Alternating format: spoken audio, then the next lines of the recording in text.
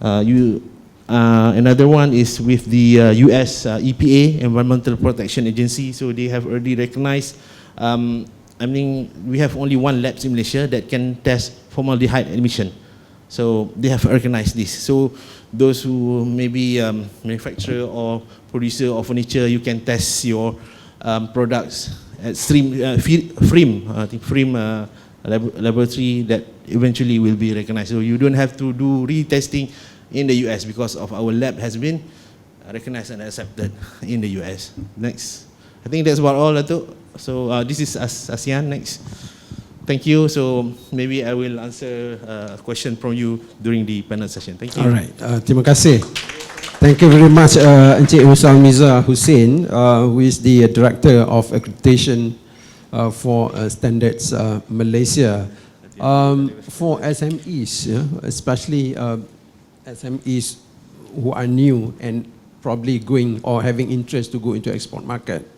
So there is, it is very complicated when you talk about standards. Different countries have different standards, even for the same products. So this is very, very important for SMEs to understand as you talk about going into overseas markets. That is one. Number two is increasingly now, which is the theme of this National Export Day, which is sustainability, which is governance. What is sustainability when, or in the context of exporting our products, for that matter services as well, to foreign markets? And this is new. This is quite new. We know recently one Malaysian company has been affected when they exported their goods to the US. The goods has been stopped at the port, was not allowed to enter into the US because of the governance issues. Those are the things that we would like to discuss today.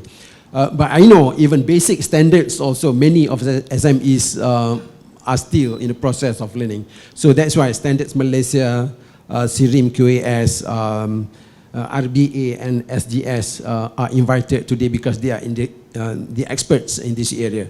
The role of MATRADE here is to facilitate meetings or understanding on standards introduced by different countries for different products.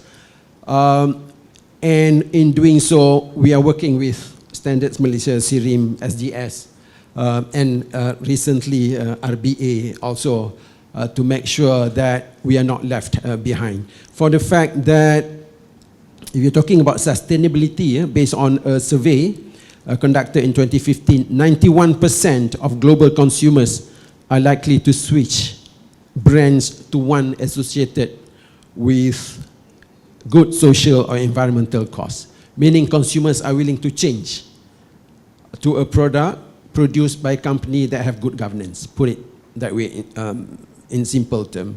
84% of consumers are more likely to stay loyal.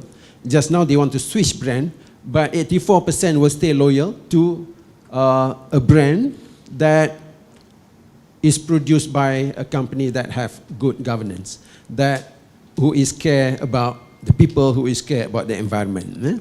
And then 90% of consumers would boycott, they even boycott a brand that is produced by a company that is not, or that do not care, that doesn't care about environment or about the people. So that's the reason why we chose sustainability and inclusiveness as a theme for the National Export Day this time around. So I just, throw some ideas here for you to later build up your own questions.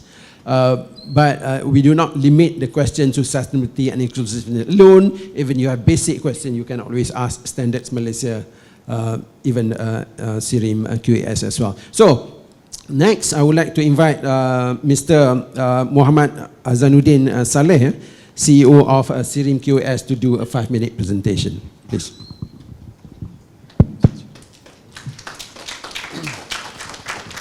Assalamualaikum, salam sejahtera, and good afternoon, everyone. My name is Zanuddin. I am the CEO of SIRIM QS International. SIRIM QS International is a I would say probably the largest certification body in the country. Is a subsidiary of SIRIM.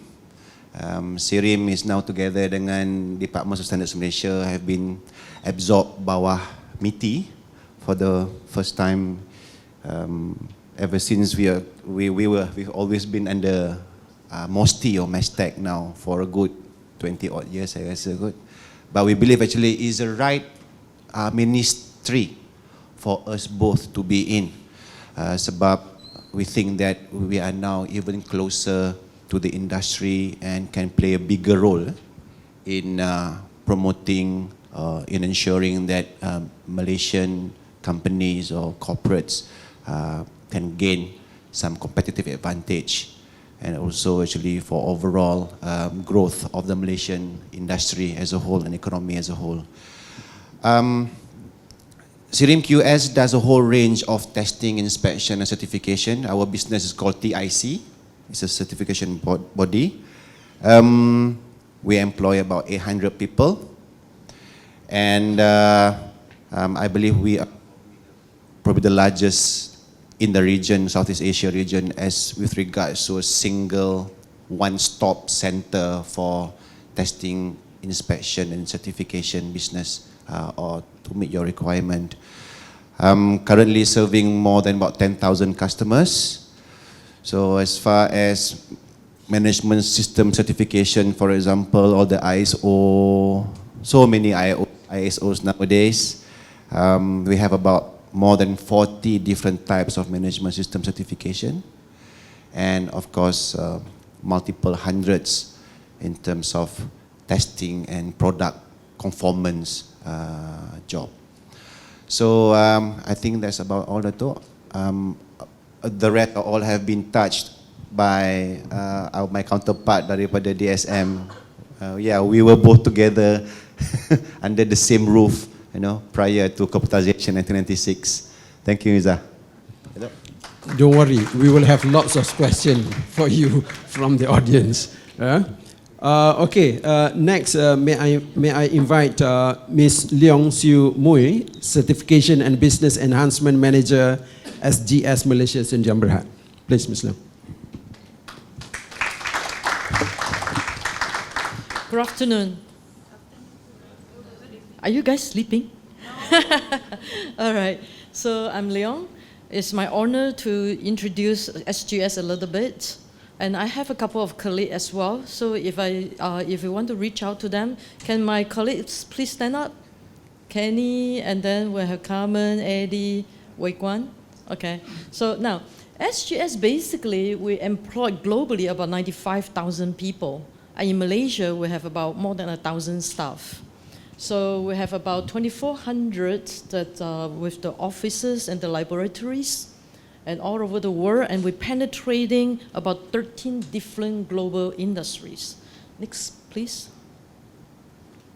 These are the industries, so we heavily involved in agriculture, food, automation, oil and gas, particularly in Malaysia, and mining, life sciences, and some areas that we do not touch that much in Malaysia, like finance or energy sectors.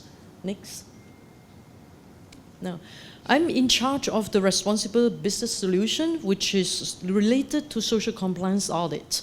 Some of you might heard that recently, there's under the trafficking in person report issued by US Embassy, Malaysia is consecutively 2 years under Tier 2 watch list. What it means is, if we are not able to turn things around, chances there might be sanction on all products export from Malaysia. That is the threats that we are facing, but we can unite it together and we can swim upstream and solve the problem. So in this RBS business, basically you can see the first yellow line is on social compliance audit.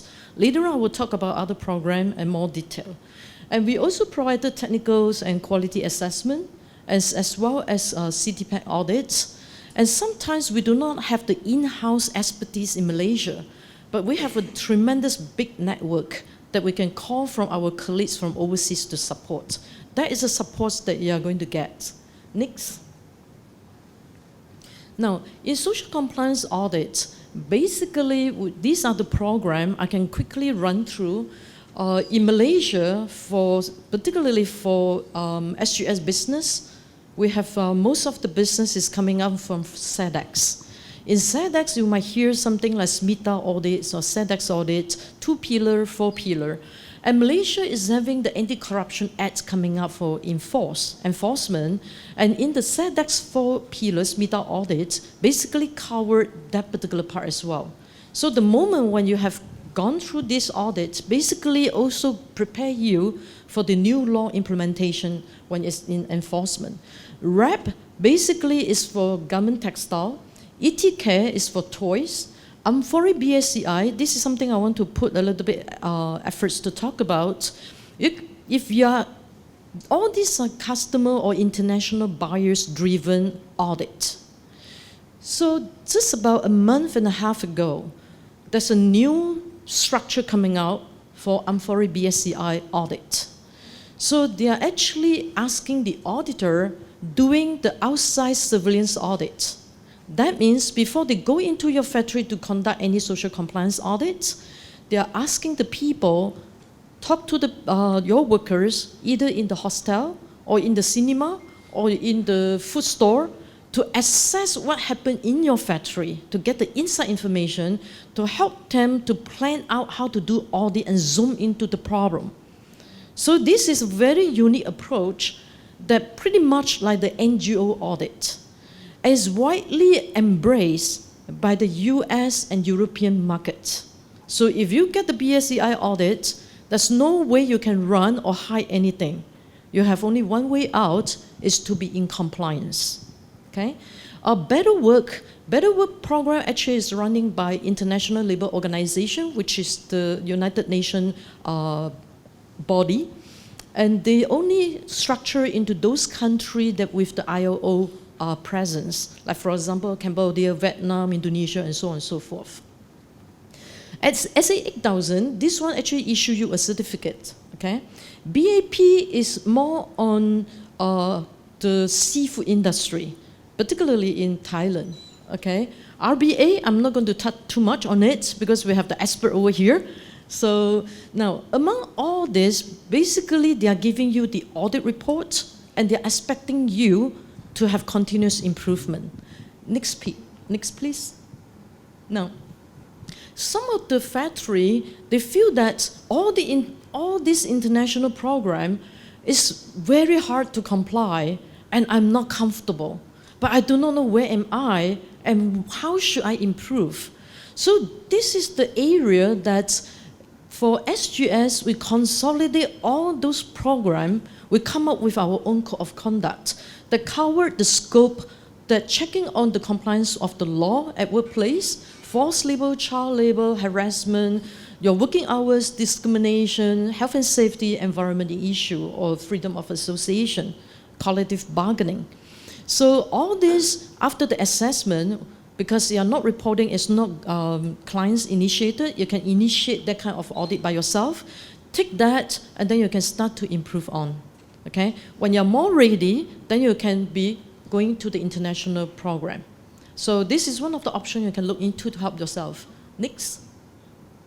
Okay, and besides that for SGS, we also have a social compliance capacity building program upon request, because right now not that many companies asking for all this. Over here, there's about 10 different management systems. How you manage your foreign workers, that's responsible recruitment process. All the way until that how you encourage them to perform, that's performance management system. And if they are not listening to you, what will be your grievance system? And on top of that, how you educating your coaching and discipline process, including termination. So all this is a holistic view that capture all the management system, how to run the factory. I personally, from working in China for a long time, I have experience in managing more than 440 cases, turning the factory, whether it's a big one or small, medium size, into in compliance. So these are the ones that I consolidated and parked under the capacity building program. And again, when I hope there will be some demand out from in the market so that we can start to serve all this. And also, we are running supplier awareness training, and recently I've been invited by the Malaysia Rubber Export Promotion Council to have 1 hour to talk about international trade. What are the international law that you need to comply when you are doing exports, and how you should get yourself ready. Okay, next. A little bit about myself. So I've been having actually more than 25 years of advocating experiences in social, environmental health and safety aspect of works. And I covered previously working in manufacturing and then moving into the retail sourcing and testing, TIC industry. And I previously served in Walmart. I believe some of you are selling to Walmart that I heard. Also, I served in Gap, Jepson and Jason, and currently I'm working for SGS. And I've been posted in China, Singapore, and Thailand before, that managing more than different countries' operations that directly related to supply chain and the factory performance, so that they are able to export. So if you happen to be from these two universities, please reach out to me. I would like to establish our alumni in Malaysia, because it's quite lonely in Malaysia, couldn't find my peers from overseas. Thank you. Thank you, Ms. Leong. So next, I would like to invite, hold on, Ms. Lim, Senior Program Manager, Responsible Business Alliance. Perhaps many of us do not know what Responsible Business Alliance or RBA is all about. It was mentioned briefly by Ms. Leong just now in her presentation about RBA, and this is something what do you call it? We need to be aware. Normally, standards are introduced by a country, like Standard Malaysia is department, which is a government department. But RBA is something different.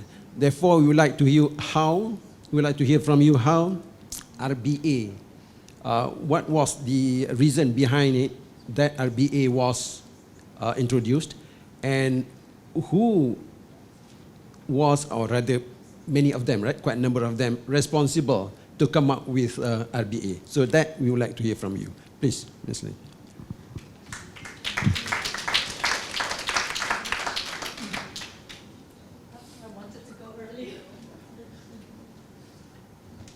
Okay, thank you very much for giving me the opportunity to talk about RBA today.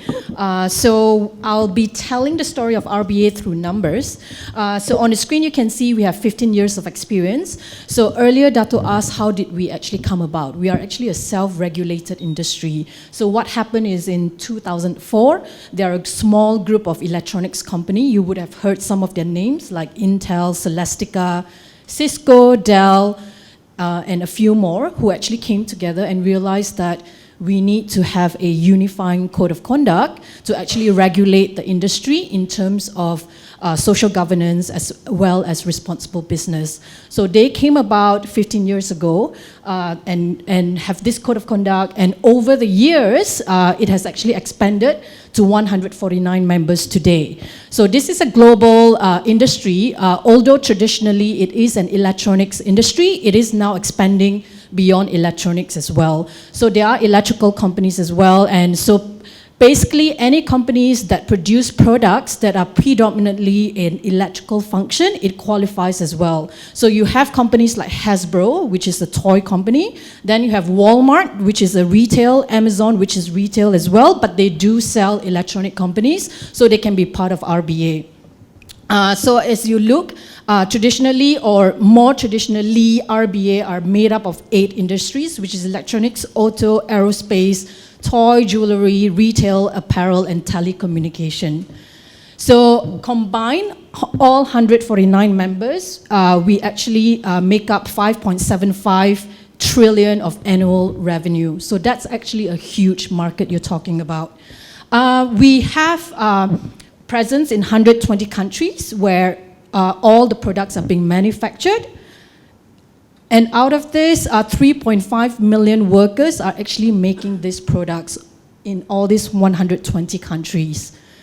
We have done 3,700 audits. So as I mentioned earlier, we do have a code of conduct. And out of this code of conduct, how do we make sure that members are actually complying? So we have a rule where if members, you don't comply with the code of conduct, you can actually risk losing the membership. And we do this through a specific audit called the Validated Audit Process, or VAP. We have 6,000 suppliers in RBA online, and what this means is 149 members need to comply with our code of conduct, but it also applies to their first-tier supplier. So that means they have 6,000 suppliers who need to actually register their suppliers in this online system. So we are able to actually map out who are actually supplying to these companies, and they have to actually go through the audit as well in order to be able to remain as a member of RBA. So we have 245 companies. So this could be international companies, but also local suppliers in Malaysia who are actually either producing the products or supplying to our members. Out of this, we have 3 initiatives. So as we grow over the year, it was only in 2013. Before that, everybody was volunteering. So you have different staff from all these companies who are volunteering their work in terms of regulating. But since then, there's a staff now, and we've expanded to about 30 staff all over the world, and managing 3 initiatives. So you can see RMI is called Responsible Mineral Initiative. This is about responsible sourcing of materials. So you have your phone, and then you have all these chips that's made from many countries, and we want to make sure that it's responsibly sourced and not made by child labor. So that's one instance. And then we also have the Responsible Labor Initiative. So this is the program that I am part of in Malaysia. So we have an office in Kuala Lumpur, but it's only focusing on the Responsible Labor Initiative. So this is looking into making sure that the global supply chain, particularly to our members, are actually complying to international labor standards. Lastly, the last initiative is the Responsible Factory Initiative. So this one is looking into certifying SMEs. So we are also trying to support SMEs, smaller factories, who are able to look at best practices, and we recognize them by awarding them a 1-star recognition, so that we know that these factories are actually conducting their business responsibly. We have only one code of conduct, as I mentioned earlier, and this code of conduct expands to different areas like labor, health and safety, environmental, ethics, as well as management system. And lastly, we have one mission only, and the mission is to actually provide sustainable values to the earth, to people, workers, as well as to business. And how we do this is to make sure that our members, suppliers, and the stakeholders improve these conditions by leading standards, by complying to leading standards and practices. So these are actually a glimpse of our members. So on the left, you can see it's 149, mostly electronics or electrical members. And on the right, as I mentioned earlier, we are now expanded more beyond electronics. And those are actually from apparel. You have food as well, like Coca-Cola, Nestle, Home Depot, Unilever. So very recognizable brands. And I think that's it, right? There's no more slides. Yeah, so that's RBA. Thank you so much. Thank you.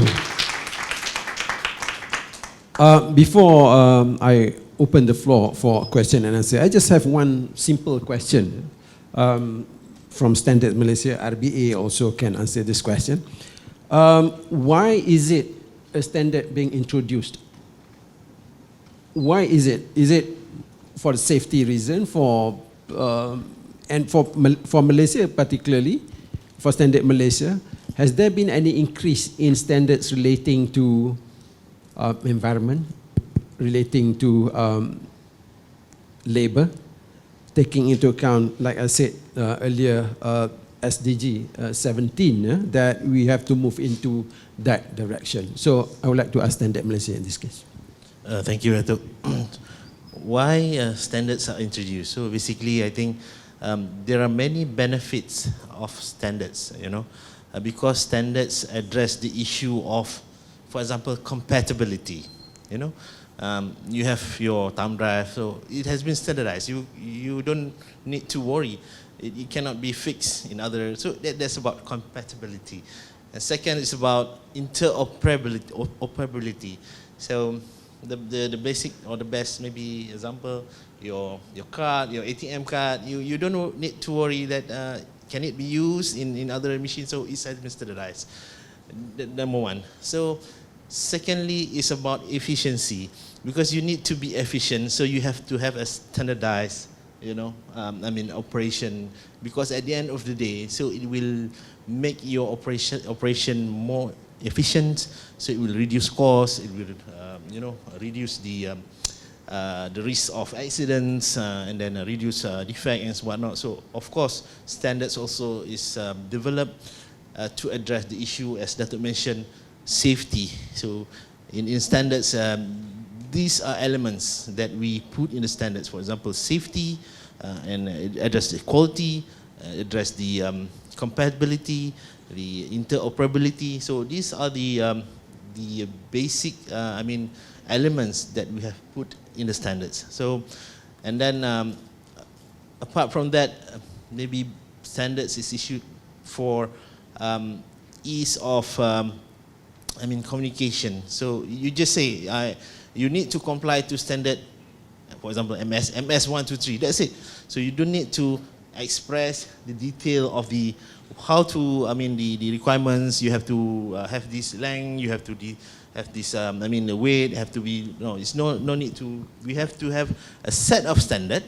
Then for you as an SME, you have to comply in order to make your products or services of quality. Okay. Where are we in the area of standards relating to sustainability, environmental protection? Yeah, okay. Traditionally, people are looking into quality. Maybe some of you were in the morning session. Professor Lim from Hong Kong University. So I think he gave us a very good example. 2 prawns, 2 shrimps, equal quality in terms of maybe veterinary drug residue, no problem. It's of quality. 2 shrimp, but one can enter European market, one cannot, because of the expectation of customer now goes beyond quality too. So the way you produce the product will be questioned by the consumer. Okay, I can produce a very good quality product, but my factory pollute the environment. No, you cannot do that. Now, this is the emerging, because of the awareness on the sustainability. Then it goes again. Okay, one, I cannot pollute the environment. Second, how do you treat your workers? And then this is a new emerging issue that has been, crop up at the international trade. I can produce a very good quality product, super premium quality, but at the same time, I will be questioned. How do you treat your workers? How do you, manage your waste? So this is something that we need to be conscious, because the trend is moving towards that. And then the social responsibility part. So that's why in Malaysia, some of the standard we have already incorporated the value of the social aspect as well as environmental aspect. So for example, I give you a very simple, a lot of companies now go to, towards the OSHA, ISO 45001. It's ISO 45001, occupational safety and health. So this is ISO standard, can be certified. So it addresses the issue of how you treat your workers. So you have to get extra certification in order to prove that you have very good management in terms of addressing the needs of workers. So this is for Malaysian standard, so that's international. So we adopt it as MS ISO 45001. So we have our MSPO, Malaysian Sustainable Palm Oil. So we also incorporated some sustainable and social issue in that. Apart from the normal, how you, the handle the, how you, what you call a good agricultural practice, but there are also element you cannot, pollute the environment, how you use your pesticide and your treatment on your workers. All right. Thank you. Thank you, Mr. Maybe RBA, you want to add a little bit. For example, if you say labor standard, what is the standard we're talking about? What is the basis of, for example, US labor standard? And then to apply this standard on Malaysia, for example. Of course, we have two different levels of development. US is a very advanced economy, whereas Malaysia is a developing economy. So if we want to impose US standard on Malaysia, is it fair? Yes.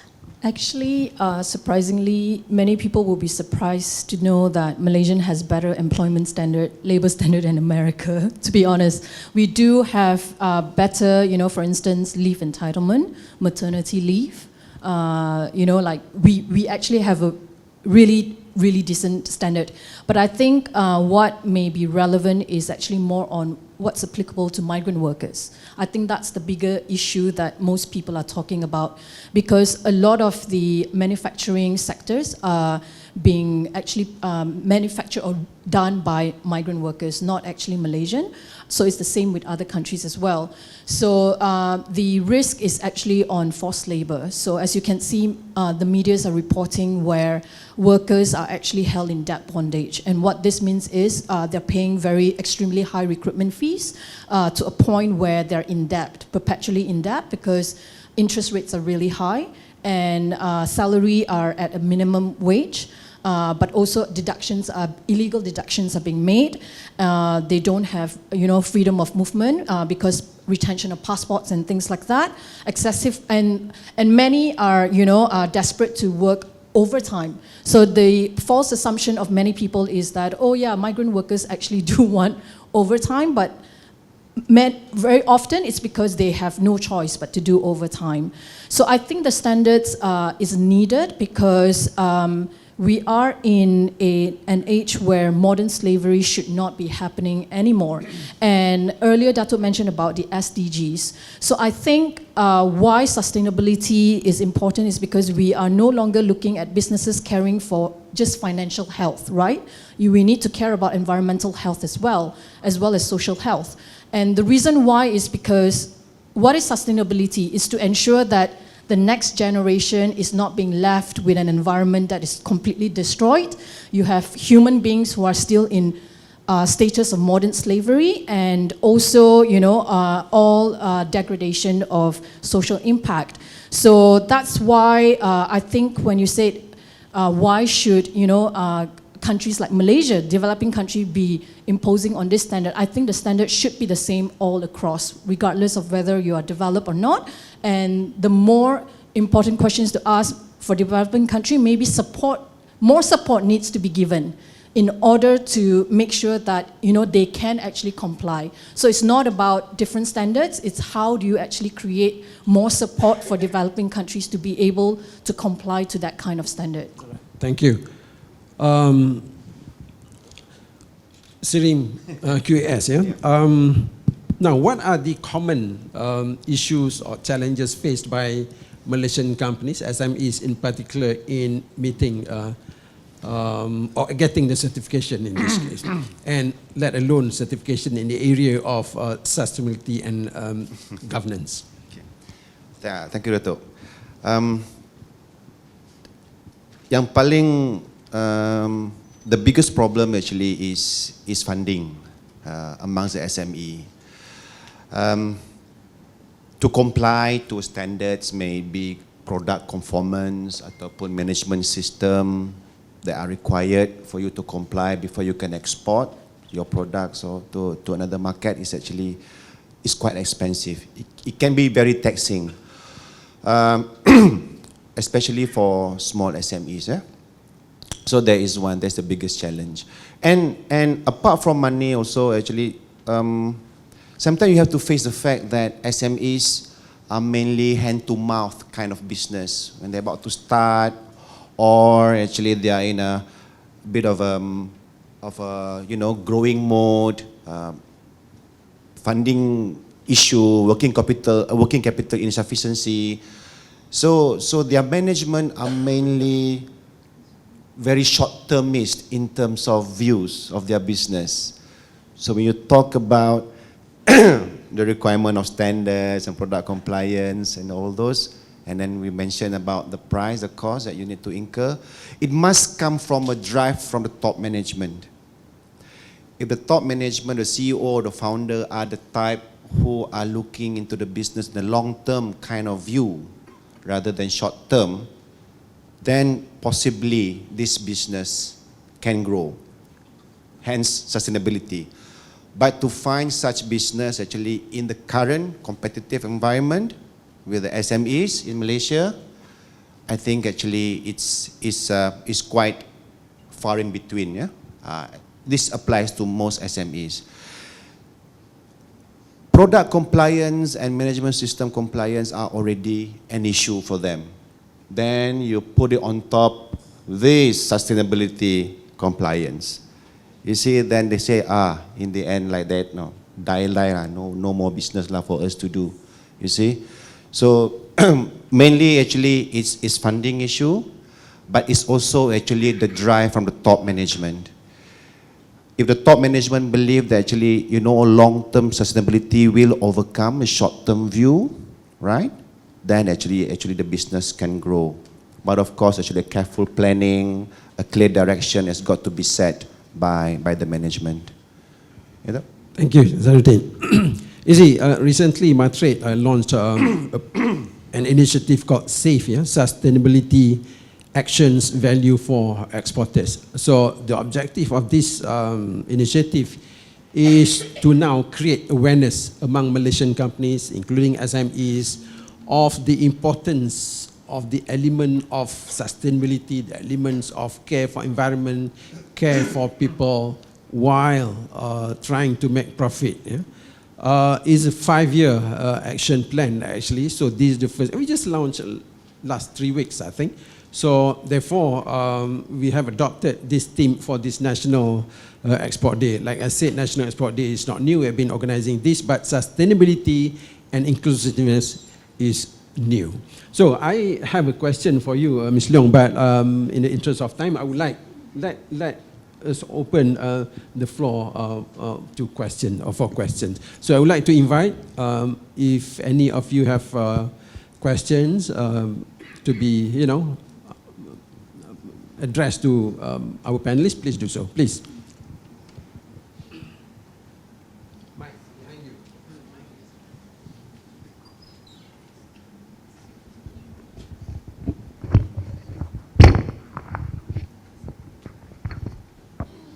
Hi, I'm Cindy from NCL Group of Companies. Basically, I have a lot of questions to ask, but the first one is how related are any of this body here to TUV, which is also an assessment group? That's first question. Second question, are all these requirements needed for really international trade? Because if not, I agree with Serim Ras that it's imposing a lot of extra expenses, time, and needs for SME. If the world does not require it, why are we making this a real issue for struggling economies right now, especially SME, to do all this extra prep or extra thing? If export can still be done without requiring all these certificates, this assessment, and all this, because I think everybody's trying to be competitive. So the more layer we put and making ourselves non-competitive and struggling behind while others are just going after the market. So this is my question. In fact, that's the question I wanted to ask Ms. Leong, actually. Isn't this, causing increase in cost of doing business? Yeah, basically all the program, it depends on which market you sell it to. If you're selling to European and US markets, their human rights, basically sustainability is big up for 3 pillars, or you call 3 Ps. And many of the CEO in Fortune 500 company will say that while making profits, we need to ensure to protect the people and the planet. Planet means environment protection, and people means social compliance while making profits. So if let's say you are selling to those markets and your clients, chances will ask you to have an audit report, and those audit report usually is coming up from those that I mentioned. Those are the big one internationally. So if you fall into one of them and it's triggered by your clients and you fall into that market, if you are not doing it, you will be out from the market. I'm sorry to say that. I've been serving in my ex-company, the Fortune #1 company, for 18 years. I know how the game works. But if you're selling to other markets that you think is not necessary, like for example, in Latin America, if you're selling to Hutco actually 100% owned by Walmart. So if you're thinking that I'm selling to Sam's Club in other country, in China, but they also belongs to Walmart. So sometimes we really need to understand who is the end clients. That's one. Number 2, it's very important to understand the global trending, because right now it's the Millennium Group that having the buying power. What are the Millennium Group is looking for globally? They don't want sweatshop. They don't want people cry behind the label. They want the product in good quality and cheap. Now, what left with SME to survive? It's very tough because all these are costing. So your innovation, if you can pattern some of your innovative idea that nobody can get out from that, but they have to buy from you, innovation. And the Millennium Group actually is very individualization concept in their mind. They like to be differentiate from other people.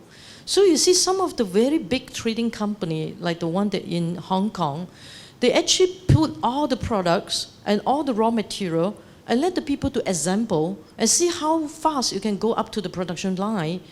And they even have the casing, not like me, these are standardized. In China, you can put, they give you raw material, you can put the cast it, your name and your design as yours. And there's only one in the world, which is you are the one that designed it.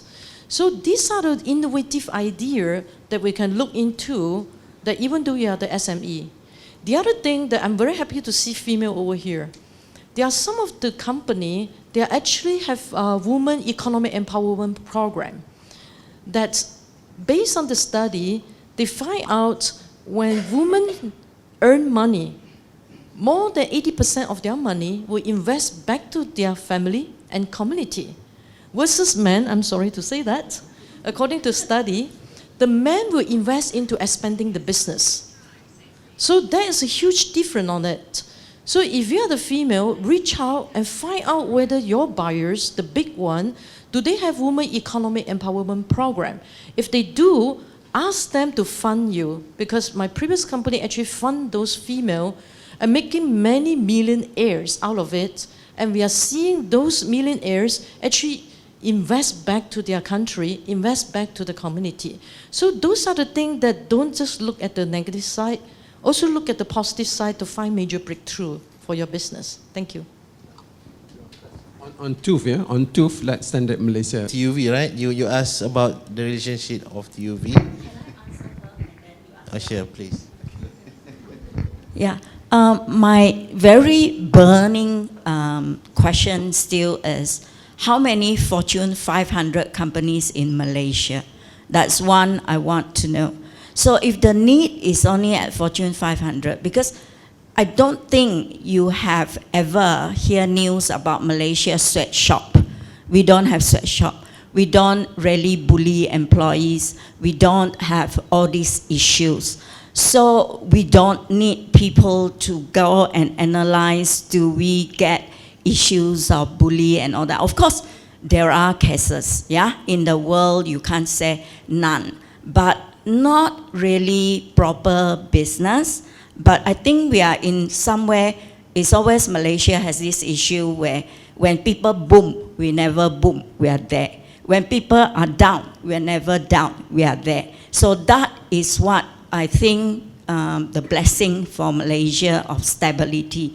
So that is good. But what I'm trying to figure out about all this women empowerment, all that, great. Thank you for sharing with us. I think all the ladies here will be very excited to hear what you have to say.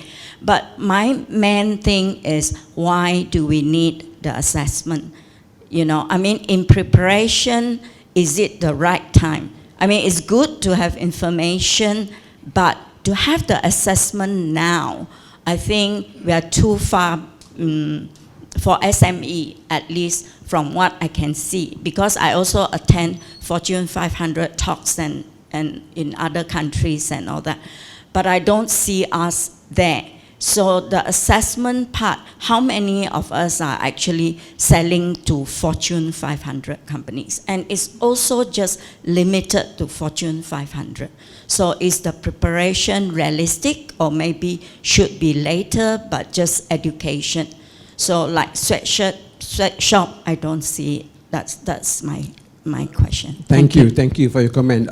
Like I said earlier, this is an awareness program. This is about starting to talk about care for environment, care about workers and all that. This is an awareness program. We are not saying here that you must have it now, without which then you cannot sell. No, we are not saying that. There are still, even in US also, companies that do not impose strictly on, you know, the element of environment and labor. One example given just now was Walmart. Of course, and RBA, you have 149 companies. So as long as you don't sell the product to these 149 companies, you are okay right now. Or if you don't sell to the US, you sell to ASEAN countries, to Indonesia, Brunei, you are okay. But the intention of this session is to, you know, create awareness and start to be aware about that. Sooner or later, it will come to us. Like I said, even in Malaysia now, it was mentioned by a deputy minister, 58% of electrical goods in Malaysia do not have CRIM standard. Do we want to continue with this kind of practice situation in Malaysia? We don't, because it involves safety and security of the people, of our children, of our kids. So we don't want this to happen. But if you don't talk about that, forever we will be, you know, countries like that. Like Cindy said, we are not too bad, we are there. We are not too good, we are there, you know. But, you know, safety first. So electrical goods, very dangerous. How? You know, do not have CRIM certificate. Maybe you want to say something about this? It's very high, 58%. Okay. That number I wish to say actually should not be generalized as actually what do you call it, a representative of the market realistically. It's based on the survey, it's based on market surveillance that we and the authority have done together. But it's not far off, okay? It's a good approximation. But if you go to Aeon, or if you go to some shopping, the big one, you won't find 58%, okay? But remember, there are 34 items protected, or actually has to have CRIM ST stickers, 34 appliances or electrical, termasuklah like bulbs and all the smaller items. So these are fast-moving consumer goods, for example, something that you touch and you want to put it up, okay? And something that you change. You'd hardly change your fridge or your 45-inch screen ultra high-definition TV, but you change probably toasters nowadays don't last that long, do they? Probably last about 2.5 years. Light bulbs, for example. Probably some other smaller items. So these are the items that we pick up from the market, and termasuklah dekat town-town yang di luar bandar, which are usually the target market for the errand players. You see? But the danger is still there. The danger is still there. So it's surprise, but the danger is still there. Okay? Good point. You mentioned if you are selling or you buying goods from electrical goods from Aeon, for example, then you are quite confident that those products are certified. Because they know the law. It goes They back know the to- law. It goes Yeah, back, like I said just now, selling to United States or selling to, Yep. you know, less developed countries, for example. But we are not saying that, it's okay to use, substandard products to less developed countries. We're not saying that. But again, go back to my first point, each country have their own standards. Perhaps standards in some countries are not as high as the US, for example. So don't worry, there are still market for your products. We are not here to scare you, but we are here just to educate you. Bear that in mind. Itu je, all right? So please, next question.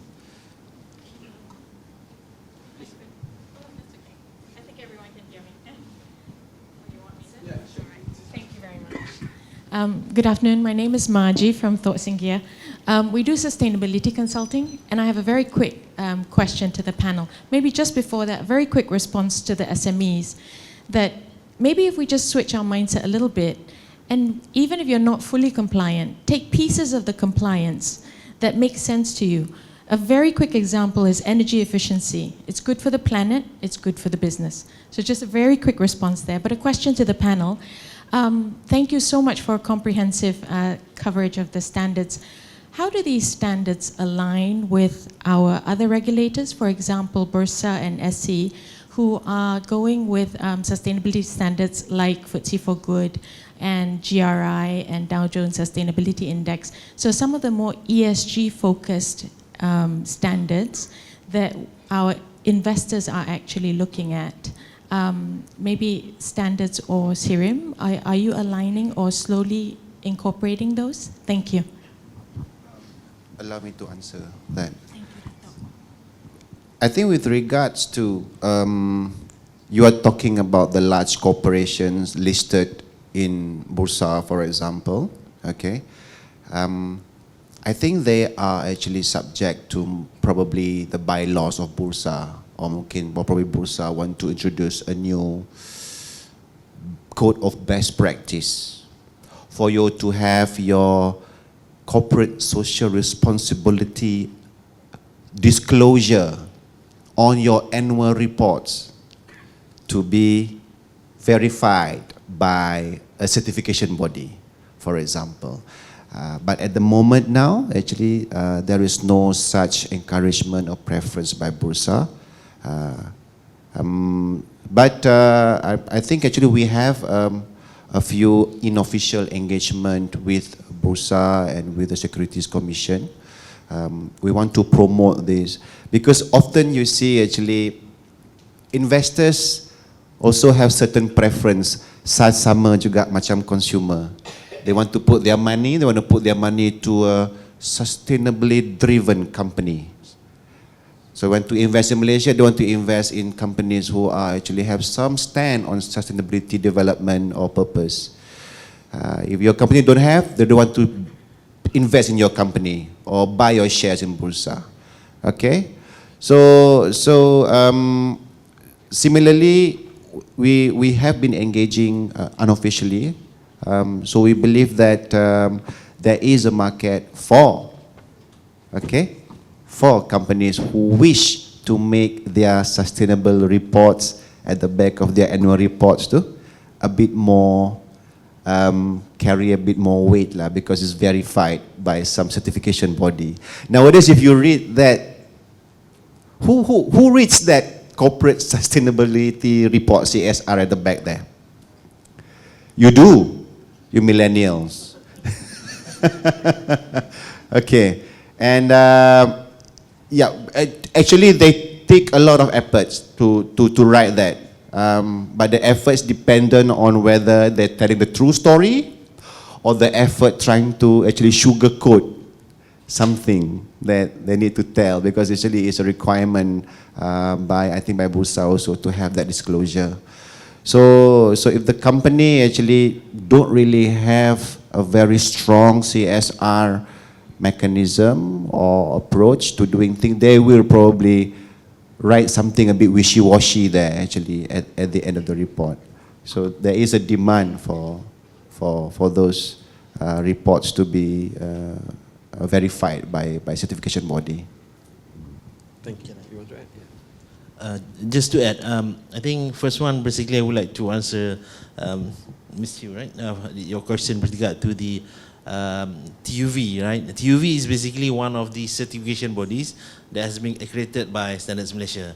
So it stands, equal with SGS as well as IRIM. So if all of you would like to have, a complete list of accredited certification body, you can log onto our website, www.gsm.gov.my. Currently we have for certification body, for the scope of 9,000, I think is maybe 50, 52, 42 companies that has been accredited. But depending on the scope, some like SGS, they have many scopes, 41, environment, quality management, so a lot of scopes, so CRIM as well. So you can choose as far as company is concerned, so you have choice.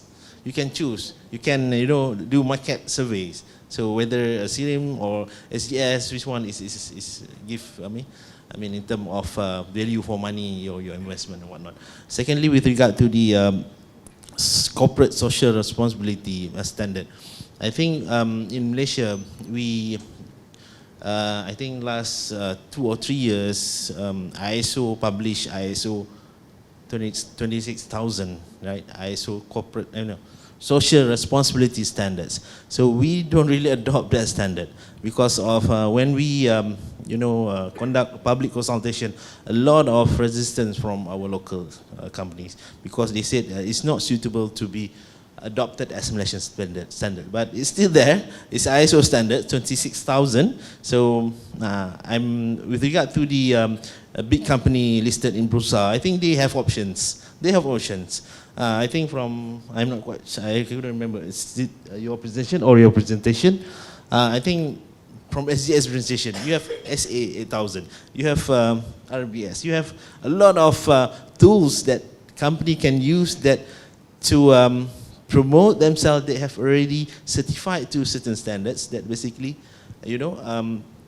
try to convince their customer, their consumer that they are responsible enough in terms of,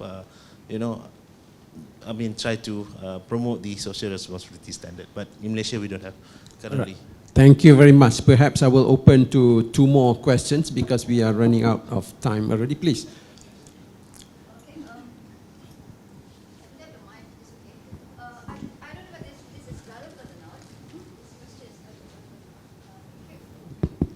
Okay, actually, I'm into a medical device, and there are a lot of registrations that you have to do, certification, before we can even export out. We have to spend our money with no returns yet, okay? Okay, that is one aspect of it, okay? The other one I just want to ask, okay, we have a lot of standards for our products. What about those products that we import that are substandard? Who is regulating and controlling these products? Because we are so concerned about certification, testings, and all this validation, verification. What about those import things that come into our country that are substandard? Thank you very much. Who's going to answer?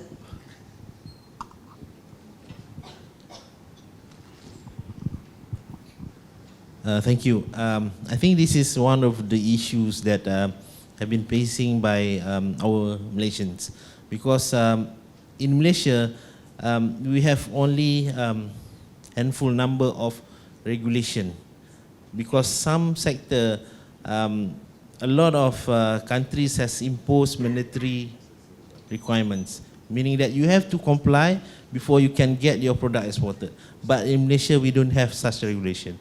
I give you an example. I'm not quite sure whether my colleagues from regulatory agency is here, but in my presentation, I gave example on the furniture exported to US. So they have to have, product tested to the requirements set by the US FCC, which is set the limit of formaldehyde emission. For your information, we don't have such regulation in Malaysia. I think the MTIB, Malaysian Timber Industry Board, has just started to come up with such regulation. So it depends on regulatory agency, depend on their, whether they want to regulate it in Malaysia. Because as far as standard is concerned, we under our act, we don't have any power to regulate. So what we can do basically just to encourage our regulatory agency, because it's, I understand, because of, it's like unfair, you have to comply to certain requirements when you export your product to other countries, but importer, they can import any substandard products because there's no regulation, there's no legal requirements to comply to. So it's, I think it's a continuous effort that we have to educate or promote, engage our regulatory agency. At least you regulate certain things equally. Certain products, I think, is not regulated. It's not being regulated in Malaysia. Please, no, I want you to say. Kalau tak salah saya lah, actually ubat-ubat or cosmetics are actually under the purview of Kementerian Kesihatan.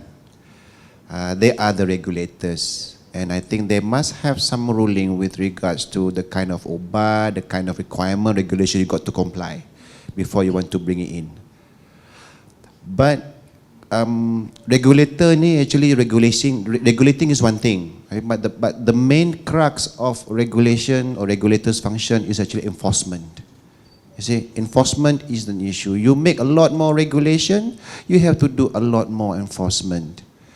Okay, and with the advent of currently, you got a lot of online platforms, you see, buying from overseas, and then kita pun ada law saying that below RM500, okay, tak payah check, subject to certain classification lah, okay, and it makes it a lot more difficult for the regulators to do checks, to monitor or to regulate all this.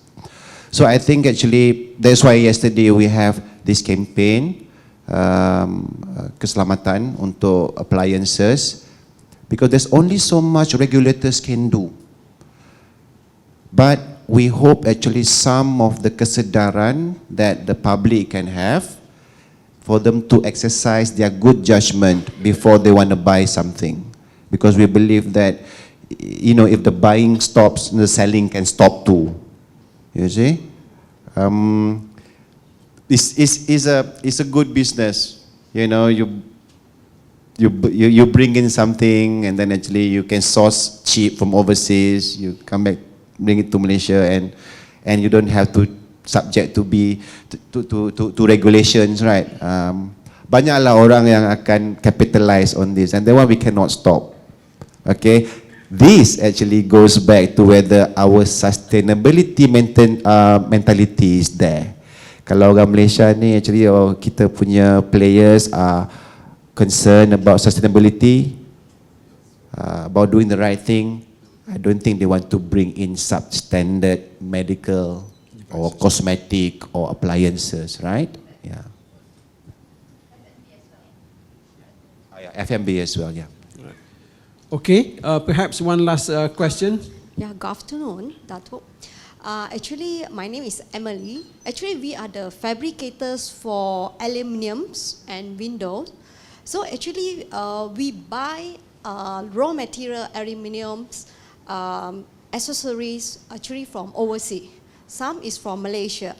So now we are facing a problem that actually we want to branding, because we want to brand our products. So actually, our product, we have do testing, like we are go to TUV, but unfortunately, because our product related to construction, so we need to link with CIDB.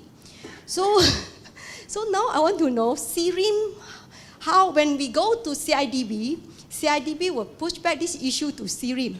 For example, that our accessory actually we buy from our supplier, which they have certified with, they have a Europe standard. But when we bring this thing, actually they have a certificate, everything to us, and we show to CIDB, but CIDB say this must pass back to SIRIM to do the product certification. So now the question is, this product is not produced by us, how we get this product certification? So actually I want to branding my products. Thank you. Okay, this question Dato' falls right on my shoulder, so I got to answer this.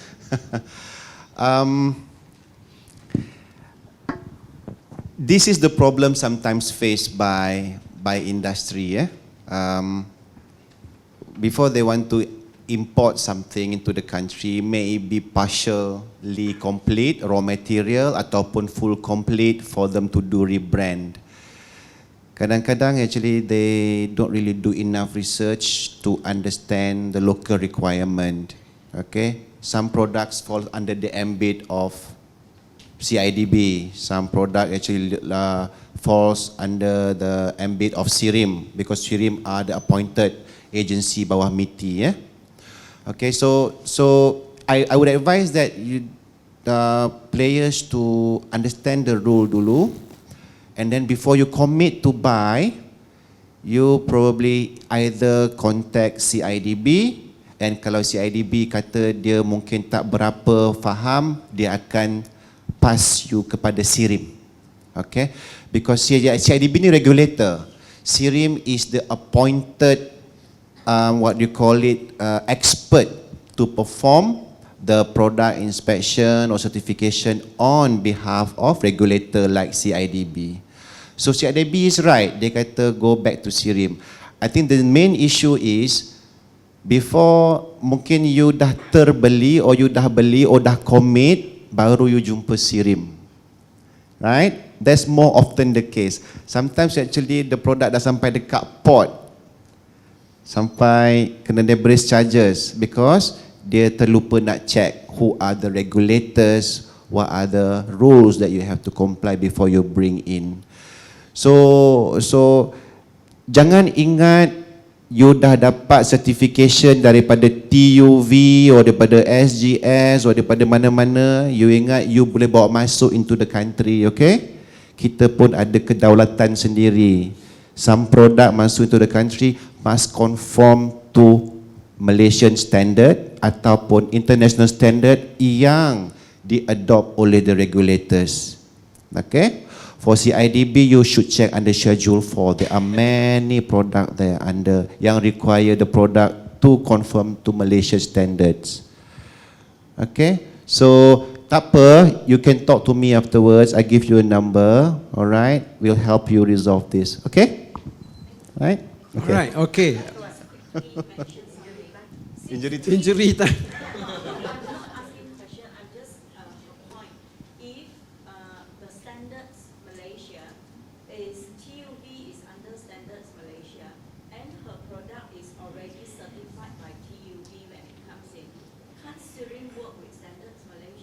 No, yeah.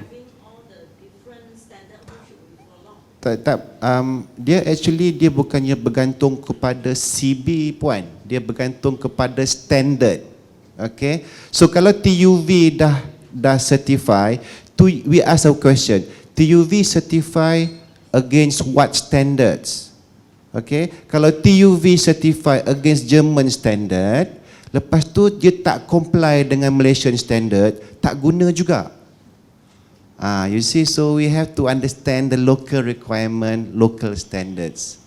Okay, before you bring in. Okay, injury time, one question here.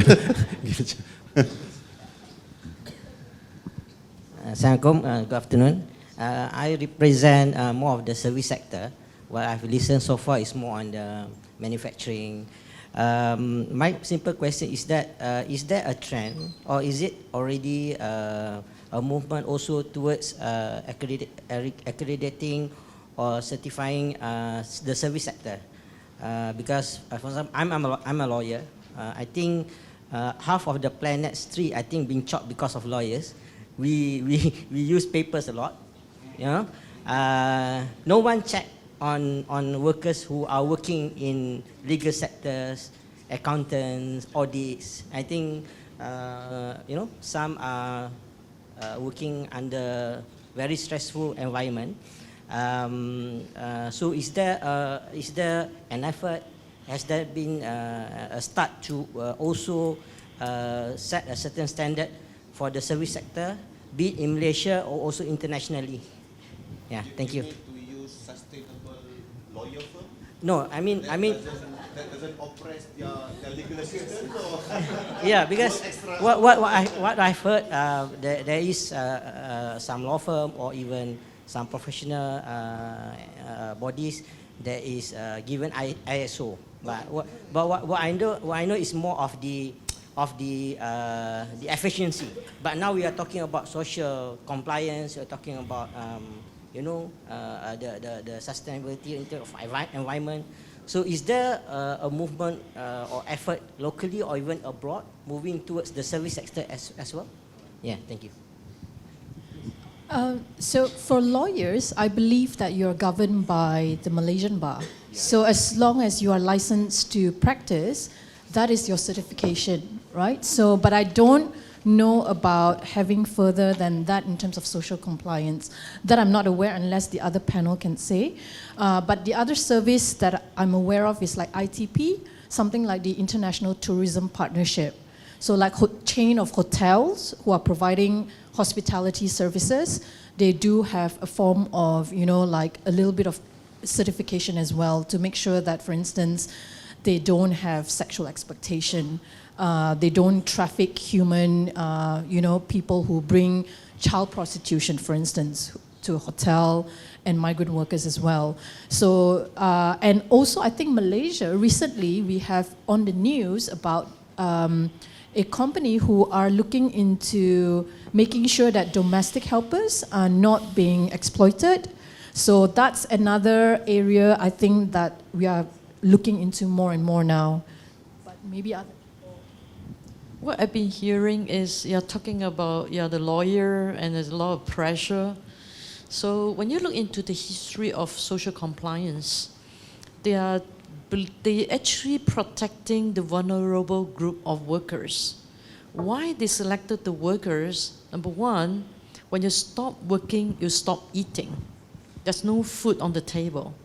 So that's why they are vulnerable and they need protection.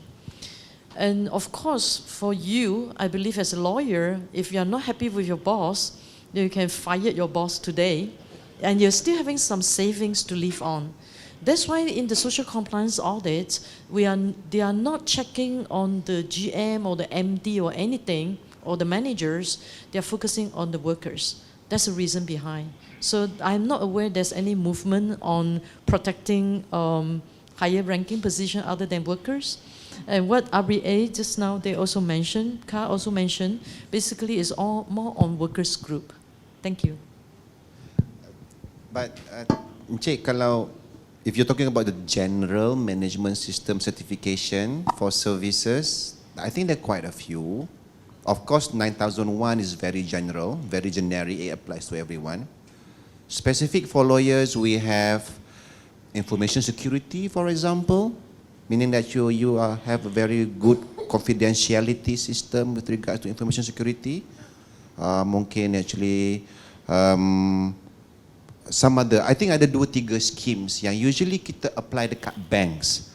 We apply to banks, we apply to telecommunication companies, we apply to some other service-oriented organizations that may be applicable to legal firms like you. Okay. You can talk to me later. All right. Okay. Terima kasih. I think we have come to the end of this session this afternoon. Again, I would like to stress that the objective of this session is not to scare SMEs, but rather to create awareness, to let you start thinking about it. You don't meet those standards at the moment, it's okay. There are still plenty of the markets out there. You know, don't look at Walmart in this case. Yeah? Look at somebody else. Huh? Speed. So don't worry, yeah? But start thinking about this. I mean, although you're not talking about environmental standards, but you're already dealing with people in your company, for example. So that is the first thing you should do at the moment, although it is not required, or probably nobody is going to audit you yet at the moment, you know. But care for your people, your workers, and all that is things that you can do right now already. So I just want to say thank you very much to all the panel speakers, Encik Husal Miza, Encik Azanuddin, Ms. Leong, and Ms. Lim for sharing your thoughts this afternoon. Thank you very much. I give back to the MC. All right, thank you, Dato' Wan Latif.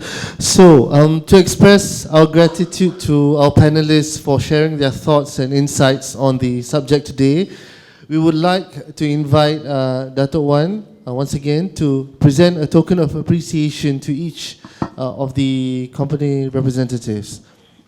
We will start with Encik Husal Muzar Hussein from Standards Malaysia.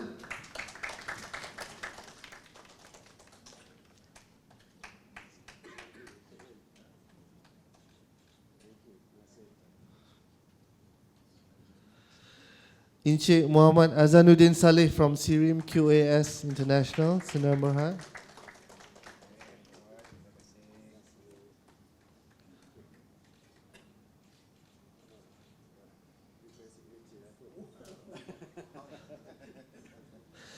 Ms. Leong Siumi from SGS Malaysia, Sdn Bhd.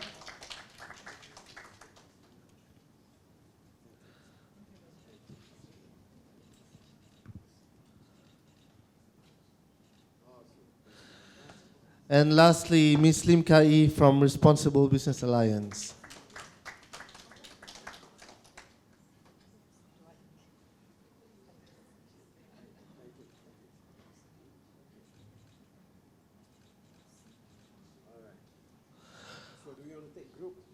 Yeah, perhaps you can take a group photo of the panelists and moderator.